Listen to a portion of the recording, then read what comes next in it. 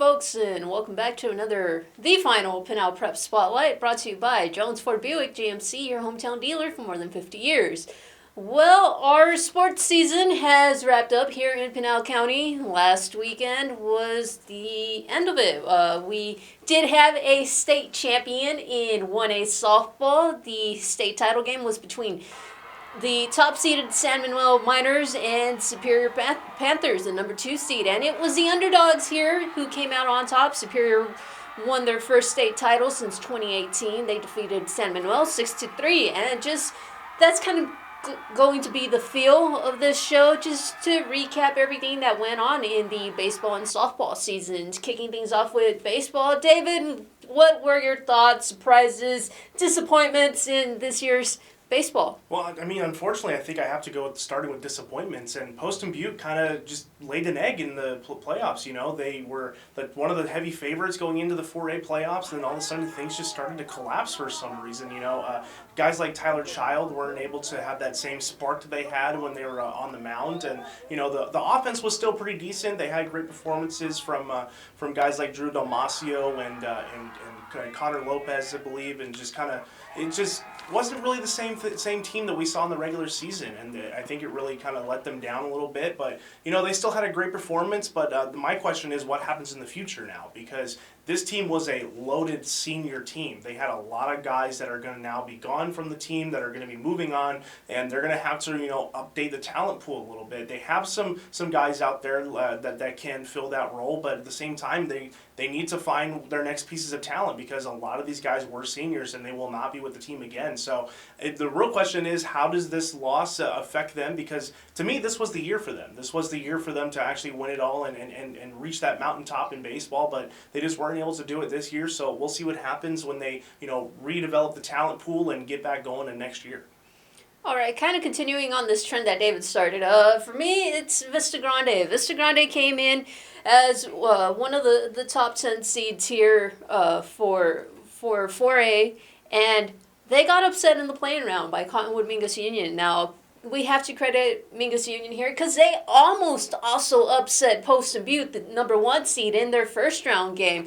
So just going off of that, Vista Grande is kind of in a similar situation as Poston Butte, where they have a lot of fantastic seniors who are going to be leaving. Among them is Emilio Barreras. Emilio Barreras has basically been the face of this Spartans baseball team ever since he was a freshman. Luckily for us here in Arizona, he is going to remain in Arizona as he is headed up to GCU. But other than that, looking at the Spartans, you know, who's going to step in, fill in that role at shortstop? They're losing a lot of talented pitchers, but they do still have Sebastian Hidrogo, who is just a sophomore. So it's going to be interesting to see in the next coming years, you know, what he can provide for the Spartans and who else is coming up in the ranks.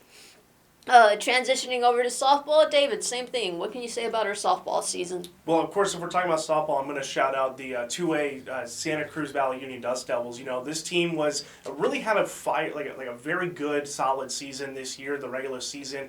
Their head coach, Andrea James, won her 300th career win back in the early part of the season, so that's a great to see from her. And she just continues to cement her legacy as one of the best softball products to come out of Santa Cruz. She was a player for them. She coaches for them now. She was part of their last championship, and they were hoping to kind of get back to that mountaintop this year, but just unfortunately, it wasn't in the cards for them. They lost it in a kind of a disappointing game against Kingman Academy, who eventually would make it to the finals as a 5 seed. So they were kind of the underdogs throughout the whole tournament. So this team, you know, they unfortunately didn't make it this year, but compared to Poston Butte and compared to Vista Grande baseball, this team is already young. They are, like I've talked about many times, you know, this team is super young. They have great talent throughout that batting order and in that pitching rotation.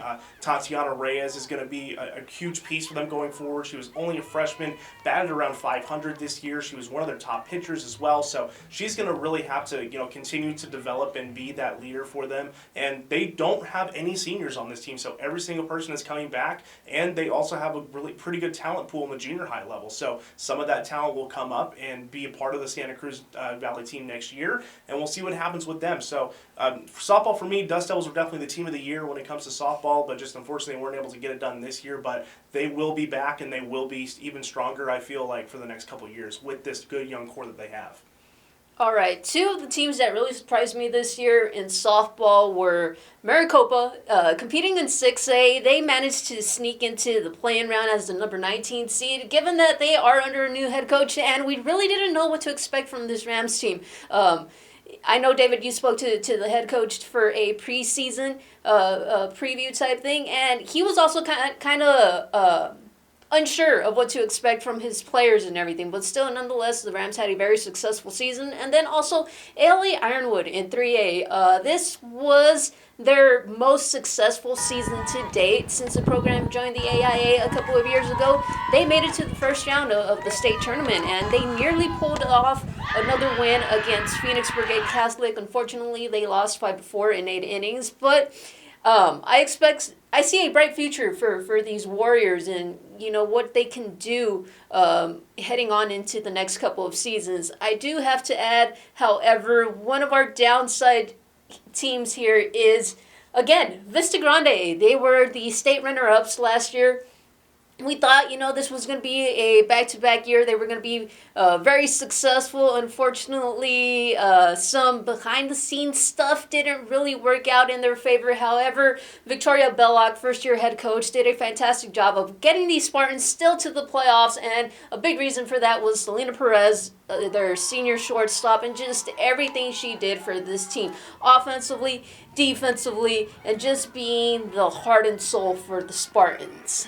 David, is there anything else you want to add overall? Well, yeah, I'm glad you mentioned both ALA Ironwood and Maricopa, because I think these two teams are teams that are on the rise. I was at the game again with Ironwood going up against Brigade Catholic, and they had good control, and it was a back-and-forth affair, really, and they were 3 outs away from moving on from that first-round game, but, a bloop hit into right field just ended it for them in extra innings. But I think this team definitely has a bright future ahead of them, as well as Maricopa. Even though they're going up in a tough 6A region with a lot of good talent pools around the state, this team could surprise some people as long as they keep building that core and continue to kind of stick with the same foundation that they have of just kind of believing in themselves and just having confidence and going out there and performing the best they can. So I like where they're at and looking forward to seeing what they do in the future.